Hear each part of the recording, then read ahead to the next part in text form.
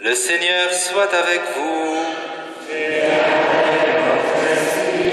Évangile de Jésus-Christ selon saint Matthieu.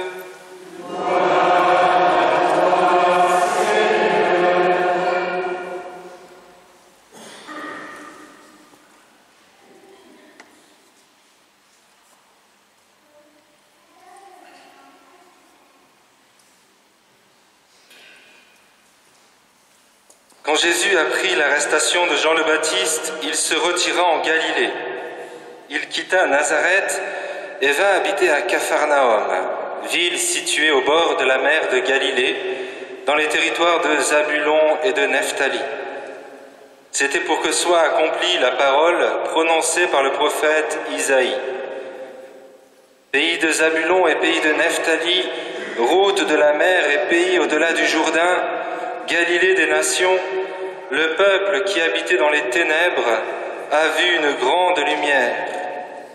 Sur ceux qui habitaient dans le pays et l'ombre de la mort, une lumière s'est levée. À partir de ce moment, Jésus commença à proclamer « Convertissez-vous, car le royaume des cieux est tout proche. » Comme il parlait le long de la mer de Galilée, comme il marchait le long de la mer de Galilée, il vit deux frères, Simon, appelé Pierre, et son frère André, qui jetaient leurs filets dans la mer, car c'étaient des pêcheurs. Jésus leur dit « Venez à ma suite, et je vous ferai pêcheurs d'hommes. » Aussitôt, laissant leurs filets, ils le suivirent.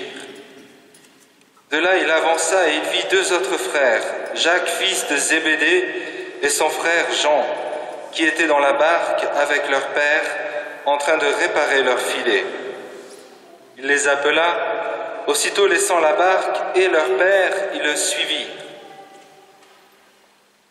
Jésus parcourait toute la Galilée, il enseignait dans leur synagogue, proclamait l'évangile du royaume, guérissait toute maladie et toute infirmité dans le peuple. Acclamons la parole de Dieu.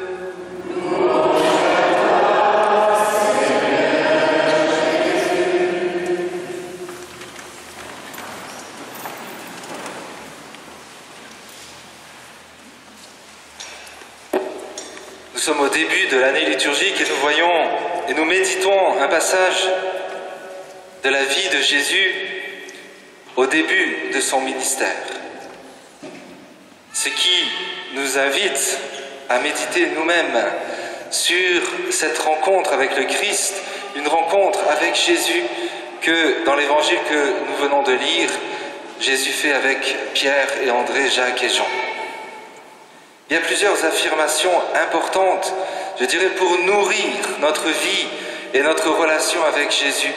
Et je vais en relever 3, comme d'habitude, même s'il y en aurait bien d'autres.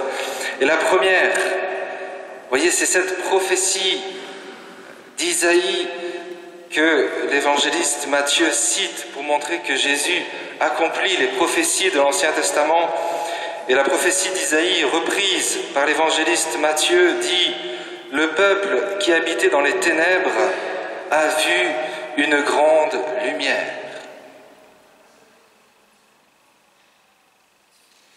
La venue de Jésus dans le monde et la venue de Jésus plus personnelle dans notre cœur se manifeste par une lumière.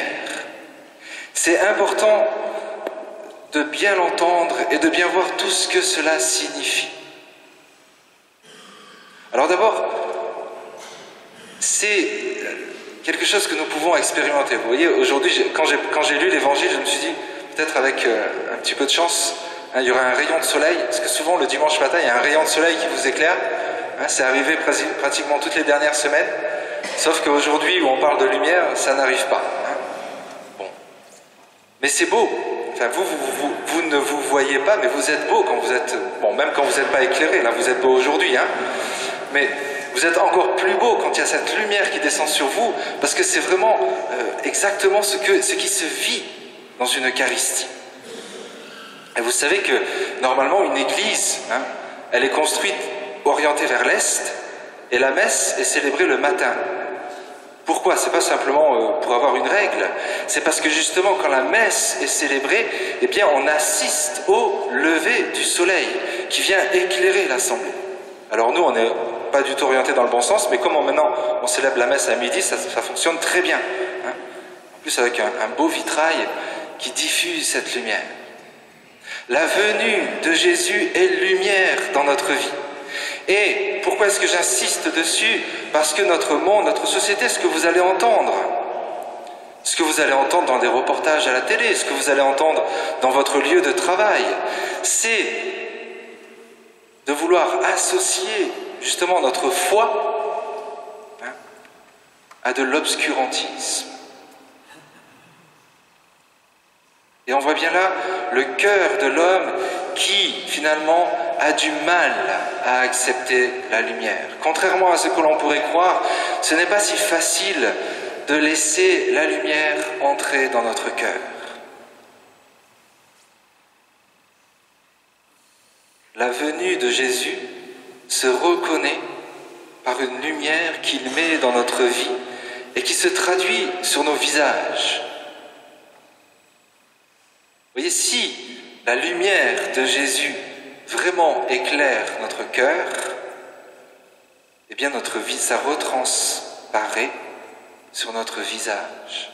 Et si notre visage, à contrario, si notre visage est triste, ça veut dire qu'il y a une lumière du Christ qui a besoin de venir éclairer une zone d'ombre dans notre cœur. Et à la fin de l'homélie, nous prierons pour que cette lumière remplisse notre cœur. Que dans les... C'est Jésus qui t'appelle, Pascal. Il te dit, reçois la lumière et éteins ton téléphone.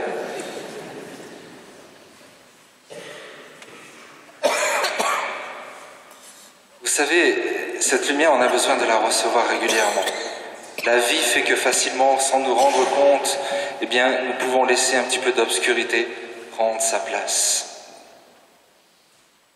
La deuxième chose qui est très importante, c'est cet appel de Matthieu, de Pierre et André. Et si je vous posais la question, finalement, je dirais, si je vous disais quelle est la première chose que Jésus a fait ou a faite, vous diriez qu'il a dit, bien, venez à ma suite et je vous ferai pécheurs d'hommes. Mais ce n'est pas la première chose que Jésus fait lorsqu'il appelle. Lorsque Jésus appelle quelqu'un, et encore une fois, il ne faut pas s'imaginer toujours des appels extraordinaires. Il appelle tout homme à se mettre à sa suite. Mais ce n'est pas, vous voyez, Jésus qui marche dans la rue, qui voit quelqu'un, tiens, allez, viens et suis-moi. Il est d'abord dit que Jésus vit de frères. C'est au sens fort du terme, c'est-à-dire que Jésus les regarde.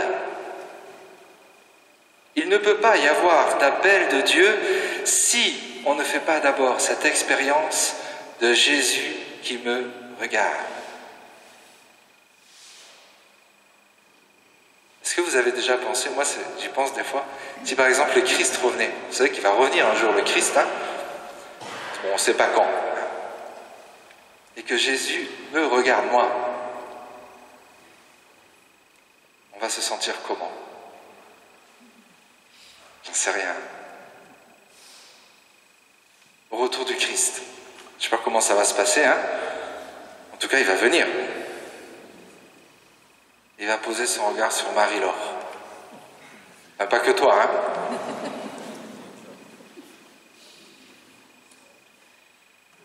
Qu'est-ce que ce regard de Jésus va réveiller en moi? Et c'est important de s'y préparer, sans crainte ni tremblement, mais simplement pour laisser toujours plus de lumière entrer en nous. Vous savez qu'il y en a, et on peut avoir énormément de réactions. Il y a des personnes qui vont même pas pouvoir imaginer que Dieu puisse s'intéresser à eux au point de les regarder et de connaître même leur prénom. On va regarder Maria, elle va dire Maria.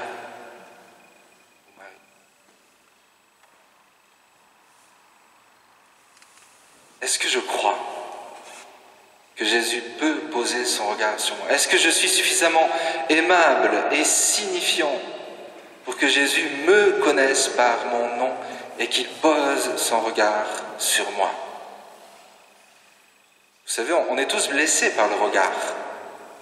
Qui n'a jamais dit « il m'a même pas regardé, il m'a même pas vu ». Et moi, on me reproche aussi « il m'a même pas dit bonjour ». Alors regardez, tu imagines?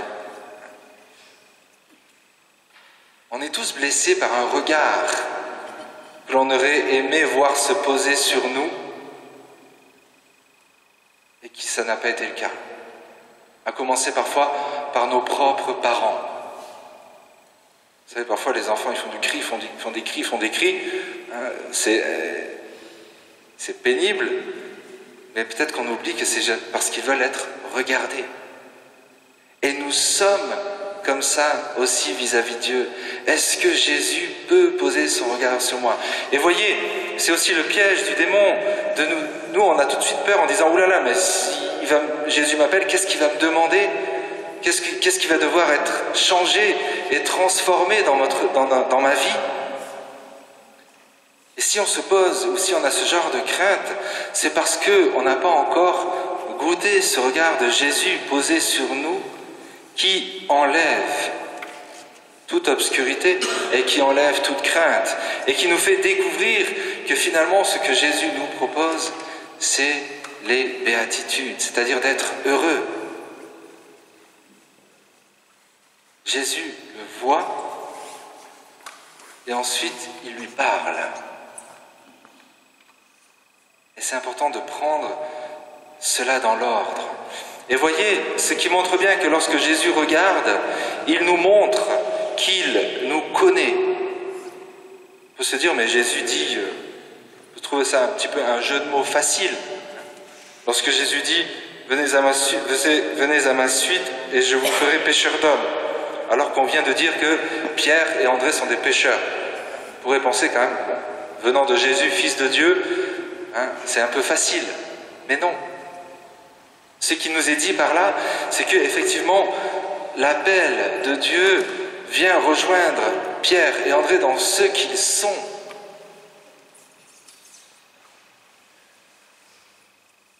S'ils avaient été... je sais pas, j'aurais dû réfléchir avant de me lancer dans une autre comparaison. S'ils avaient été... je sais pas. Bon, ben, il l'aurait fait différemment. Voilà, ça éclaire beaucoup ce que je viens de dire. S'ils avaient été professeurs, j'aurais dit, ben, je ferais de vous des... Non, ça marche pas. Enfin, l'idée c'est que Jésus, lorsqu'il nous regarde, il nous connaît. Ben, voilà, s'ils avaient été musiciens, eh bien, il aurait dit, je ferai de vous des chantres de l'amour, de la miséricorde de Dieu. C'est beau ça, hein? Bon, ça j'en ai trouvé un quand même, hein? Et la dernière étape, lorsque Jésus nous regarde, et lorsqu'il nous regarde, il met sa lumière. Ensuite, il nous appelle, et ensuite, il n'y a de suite que si je réponds. Et bien souvent, voyez, notre prière, lorsque nous prions pour ceux que nous aimerions bien voir, découvrir l'amour infini de Jésus, eh bien, on ne peut pas répondre à leur place et Dieu lui-même ne peut pas répondre à leur place. Donc il est dit pour Pierre et André qu'aussitôt ils se levèrent et laissant leur filet, ils le suivirent. La réponse de l'homme, c'est de jeter ses filets. Là aussi, quelle belle image. J'y vais sans filet. Qui est vraiment un acte, c'est à double sens. C'est vraiment un acte de confiance en Jésus. Les filets, pour Pierre et André, ça peut être, symboliquement, ça va représenter tout ce qui nous empêche d'avancer. Je suis pris dans un filet. C'est une crainte. Moi, j'ai découvert ce que pouvait être cette crainte-là en faisant de la plongée. C'est vrai que dans la plongée, on te dit la première chose, il faut avoir un couteau Parce qu'effectivement, si tu es pris, des fois, on se dit, tiens, si je suis pris dans la corde de la bouée, si je suis pris dans un fil, parce qu'il y a plein de fils de pêche perdus au fond de la mer. Hein. C'est vrai qu'on se dit, tiens, je peux être tenu par un filet, je ne peux pas remonter à la surface. Et spirituellement, nous pouvons aussi être pris dans des filets.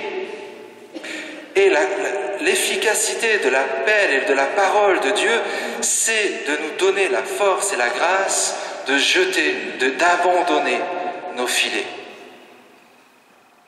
Et c'est en cela que Jésus est libérateur. Vous voyez, Jésus regarde, Jésus appelle, et je laisse mes filets. Ça commence par le regard de Jésus. On va prier. Simplement, je vous propose, ceux qui le souhaitent, de fermer les yeux et d'imaginer Jésus.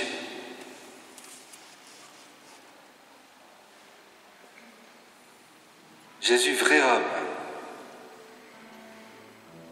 Et Jésus qui nous regarde.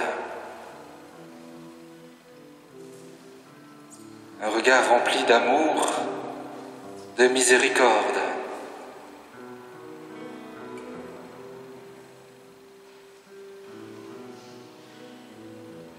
Un regard qui ne me condamne pas, quelle que soit ma faute, quel que soit mon péché.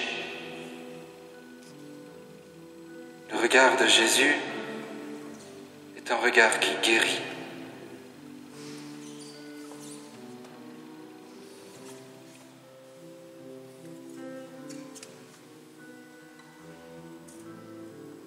Nous pouvons laisser ce regard de Jésus descendre,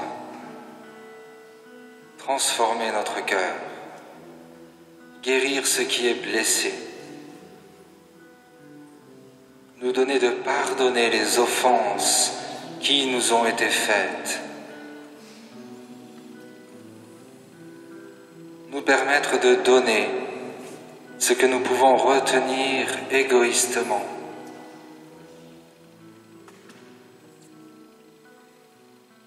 Lorsque nous sentons ce regard de Jésus remplir notre cœur, nous pouvons entendre sa parole, une parole différente qu'il adresse à chacun d'entre nous.